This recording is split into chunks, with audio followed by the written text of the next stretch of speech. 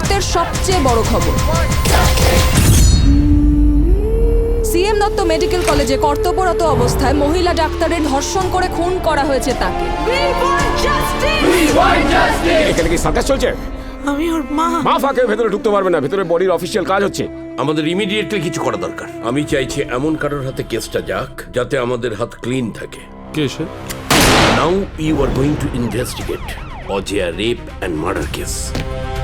Welcome to the special task force.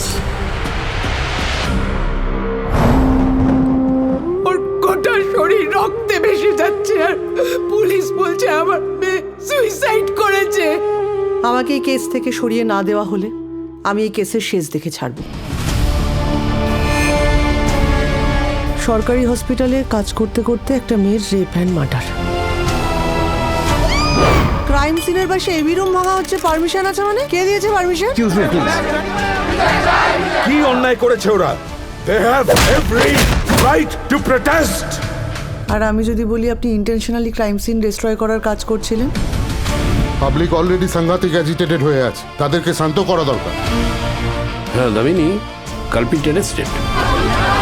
Sir decision হয়ে গেছে? আমি শিওর এটা কারোর একার কাজ নয়। এই হসপিটালের মর্গ থেকে ডেড বডি ট্রাফিকিং হয়। ওই অতীনগ্রস্ত চেয়েছিল যাতে আমার মেয়ের রেজিস্ট্রেশনটাও বাতিল হয়ে যায়। এই শত্রুতা আর বাড়াস না। দেখ, আমার কেউ ক্ষতি করলে আমি চুপ করে বসে থাকবো না। চুপ কিন্তু করাতেই হবে। ফ্যামিলির একদম পেছনে ঢুকিয়ে দেবো। হ্যাঁ, লাশ খুঁজতে গিয়ে নিজেই লাশ হয়ে যাবেন না ম্যাডাম। এই অপরাধীরা প্রত্যেকে জানে আমাদের পিছনে সরকার আছে, কেউ কিচ্ছু করতে পারবে না আমাদের।